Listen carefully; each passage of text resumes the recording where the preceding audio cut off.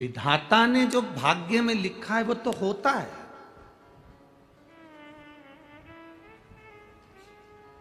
विधि का विधान जो लिखा है वो तो होगा। तो फिर शिव पुराण काहे को सुने अगर विधि का विधान होगा तो? भाग्य में लिखा हुआ यदि होगा तो फिर हम शिव पुराण क्यों सुने? उसका एक सुंदर चरित्र आता है। भागवत जी सुनिए आप लोगों ने, बोलो बोलो जरा सुनिए। उसमें राजा परीक्षित का चरित्र आता है। राजा परीक्षित को जब तक्षक नग डस लेता है तो उसके बच्चों का चरित्र आता है जन्मेजय का, जिन्होंने सर्प यज्ञ करा था।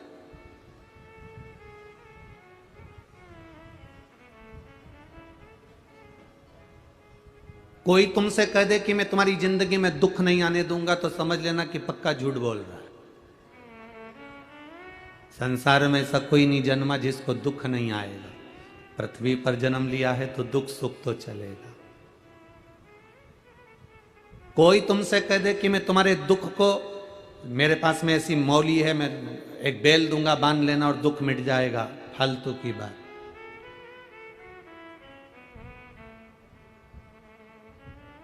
जन्मेजय की कथा कर रही है। राजा परीक्षित का पुत्र जन्मेजय वेदव्यास जी के सामने जाके बैठ गया।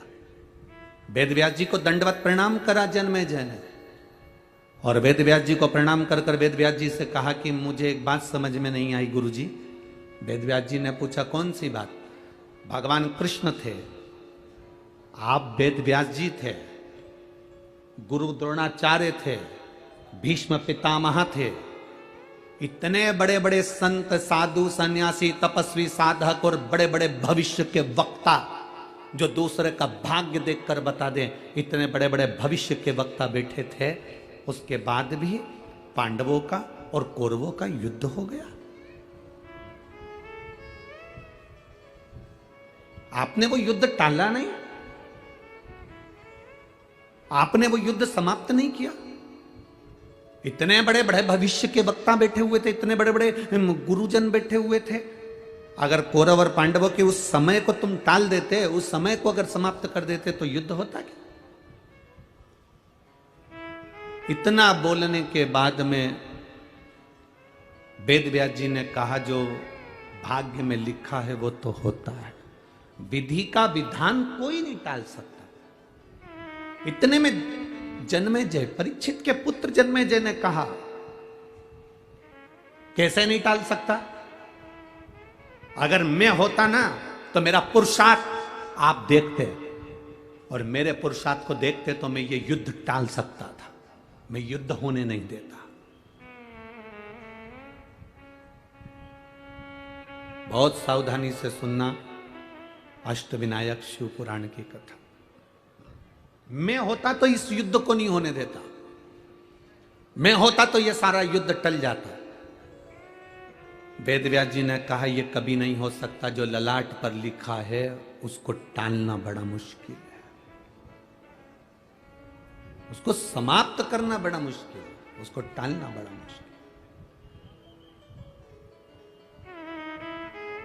जन्मेजय ने कहा ऐसा नहीं हो सकता। अगर मैं होता ना उस समय पर, मैं सब निपट लेता, युद्ध नहीं होने देता। मैं पक्का कह रहा हूं इतने लोग नहीं मरते। और तुम इतने बड़े बड़े संत बैठे थे, इतने बड़े बड़े गुरु बैठे थे, तो तुम युद्ध नहीं टाल सके। अब एक बात बताओ वेदव्यास जी, वेदव्यास जी आप भविष्य वक्ता हो ना, मेरे भविष्य की कोई बात बताओ जिसको मैं टाल कर बता सकता हूं। वेदव्यास जी ने कहा चलो ठीक है टाल कर बताओ। थोड़े समय के बाद जन्मेजय तू एक काले घोड़े पर बैठकर दक्षिण दिशा में जाएगा। दक्षिण दिशा में एक सुंदर स्त्री को देखेगा और वो स्त्री को देखकर तू राजमहल में लेकर आएगा। उस स्त्री से तू शादी कर लेगा। वो स्त्री तुझसे एक यज्ञ करवाएगी। उस यज्ञ में मैं तुझसे हाथ जोड़कर कहता हूं कि उस यज्ञ में तू युवान ब्राह्मण को मत बुलाना, अगर बुलाना तो बूढ़े ब्राह्मण को बुलाना, किसी बुजुर्ग को बुलाना, समझदार को बुलाना, किसी बूढ़े को बुलाना, पर युवान ब्राह्मण को मत बुलाना उस यज्ञ में। पर मैं जानता हूं जन्मेजय, तो उस यज्ञ में तेरी पत्नी के कहने से, उस सुंदर स्त्री के कहने से तू युवान ब्राह्मण को बुलाएगा और युवान ब्राह्मण का प्राण दंड तू देगा, उस ब्राह्मण की हत्या का कारण तू बनेगा और आखिरी में तेरे माथे पर ब्राह्मण हत्या लगेगी और तुझे कोढ़ का रोग हो जाएगा और तू कोढ़ी हो जाएगा और बाद में उसी कोढ़ से तू मर जाएगा। अब तेरा विधि विधान टाल सके तो टाल दे। जन्मेजय ने कहा इतनी सी बात। जन्मेजय ने अपने राजघराने में जाकर कहा, जितने अस्तबल में काले घोड़े हैं सब निकाल दो बाहर, एक भी काला घोड़ा मुझे नहीं चाहिए। काला घोड़ा होगा नहीं तो बैठूंगा भी नहीं। सारे काले घोड़े निकाल दिए जाएं। अस्तबल से सारे काले घोड़े खोल दिए गए और सारे काले घोड़ों को खोलकर भगा दिया गया। 2 साल के बाद राजा सफेद घोड़े पर बैठकर अपने नगर से, महल से घूमने के लिए निकला और निकलते निकलते निकलते निकलते घोड़ा बेकाबू हो गया। दौड़ते दौड़ते जंगल में पहुंच गया। जंगल में जाने पर उस घोड़े के पांव में घाव हो गया। घोड़ा चल नहीं पाया। आखिरी में घोड़ा लुढ़क कर गिर गया और फिर वो घोड़ा वहीं पर अपने प्राणों को त्यागा तो राजा भूखा प्यासा रहते रहते 2 दिन निकल गए। कुछ मिल जाए साधन तो मैं अपने नगर चले जाऊं। इतने में सामने से काला घोड़ा दिखा। राजा ने उसको पकड़ा और उस पर बैठा और बैठकर घोड़े को लेकर महल में जा रहा था। घोड़ा बेकाबू होकर दक्षिण में चले गया और समुद्र के तट पर उसको एक सुंदर स्त्री मिल गई। अब टाल विधि का विधान। एक सुंदर स्त्री मिली, स्त्री को ले गया अपने नगर। उसकी सुंदरता देखकर उसने शादी कर ली। स्त्री ने कहा अपन एक यज्ञ करते हैं, इसने मान लिया। यज्ञ प्रारंभ हुआ और इसको मालूम था कि वेदव्यास जी ने कहा है कि यज्ञ में बूढ़े ब्राह्मण को बुलाना, पर स्त्री ने कहा नहीं, यज्ञ में सब युवान ब्राह्मण आना चाहिए। यज्ञ में युवान ब्राह्मण आए, यज्ञ प्रारंभ हो रहा था। इसकी वो स्त्री सुंदर जैसे ही महल से बाहर निकली, उसको देखकर ब्राह्मण हंसा तो राजा को क्रोध आ गया जन्मेजय को और उसने उसको मृत्यु दंड दे दिया। मृत्यु दंड दिया तो ब्राह्मण हत्या माथे चढ़ गई और ब्राह्मण हत्या माथे चढ़ी तो ये कोढ़ के रोग से ग्रसित हो गया। रोता रोता वेदव्यास जी के पास पहुंच गया। मैं क्या करूं?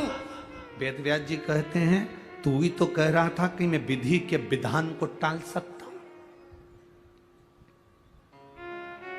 तू कह रहा था विधि के विधान को टाल सकता हूं। राजा जन्मेजय ने गुरु वेदव्यास जी के चरण पकड़ लिए कि मैं विधि विधान को नहीं टाल सकता, पर विधि के विधान को कौन टाल सकता है? तो इतने में वेदव्यास जी कहते हैं कि विधि के विधान को तो केवल एक, अगर मैं राजा तुझको शंकर जी की कथा सुनाना प्रारंभ करूं और तू उस कथा को सुने, दिल से सुने, तो तेरे कोढ़ का रोग समाप्त हो। पर शिव कथा की एक शर्त है।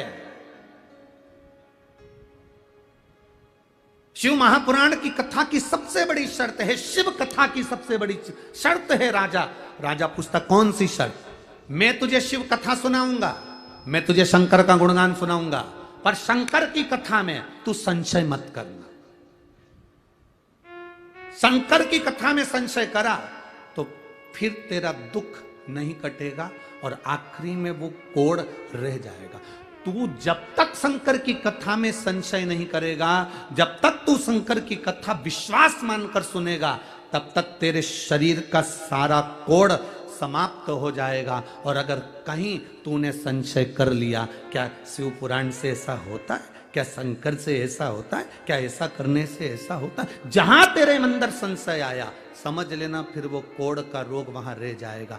बस तू इतना जान ले तो मैं कथा कह देता हूं। वेदव्यास जी के चरण पकड़कर जन्मेजय ने कहा आप शिव कथा कहना चालू करो, मैं पूर्ण विश्वास के साथ सुनूंगा। और शंकर भगवान की कथा वेदव्यास जी ने कहना प्रारंभ करी। पूर्ण विश्वास के साथ जन्मेजय कथा को सुनने के लिए बैठा कथा को श्रवण करने के लिए। कथा चलते चलते चलते चलते चतुर्थ भाव में पहुंच गई और उस समय पर शंकर भगवान ने मां पार्वती के शरीर से जो उपटन से पुतला बना था, उसका सिर काटा और काटकर मनुष्य के धड़ पर हाथी का मस्तक रख दिया।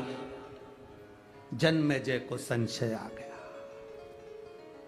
जन्मेजय ने कहा, बताओ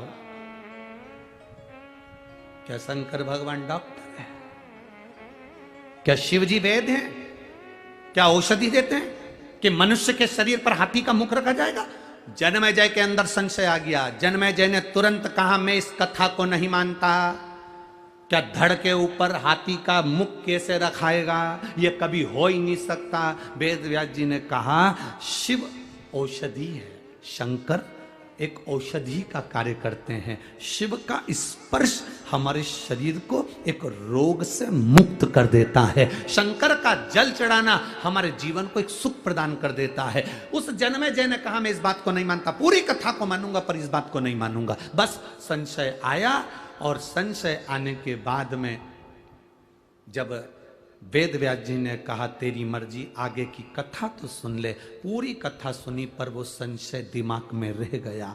पूरे शरीर से कोढ़ समाप्त हो गया, पर वो कोढ़ का एक तिल बराबर का अंश राजा जन्मेजय के शरीर पर रह गया। और वो कोढ़ का रोग जो शरीर में एक तिल के बराबर रहा, उसी कोढ़ के रोग से जन्मेजय के प्राण छूट गए। आखिरी तक वो रहा क्योंकि संशय रह गया था।